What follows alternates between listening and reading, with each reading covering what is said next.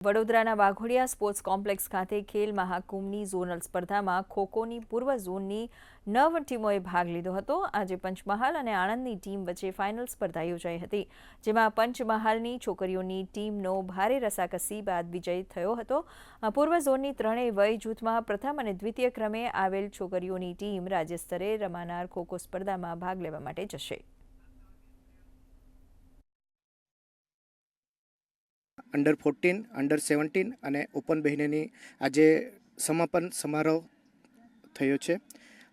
દરેક એજ ગ્રુપમાં જે 9 જિલ્લાઓ છે, 9 જિલ્લાઓએ ભાગ લીધો છે અને સારું એવું પ્રદર્શન એ લોકોએ કર્યું છે અને જે ટીમ વિજેતા થઈ છે, રનર અને વિનર બંને ટીમો રાજ્ય કક્ષાએ રમવા જશે। ઝોન કક્ષાએ અમે રમવા માટે આવ્યા અને આણંદ સામે રમ્યા છે અને ફાઇનલમાં અમે જીત્યા। સ્પર્ધા કટોકટીની હતી અને મિનિમમ 64 એટલે અમને ગર્વ થયું કે અમે વિજેતા થયા।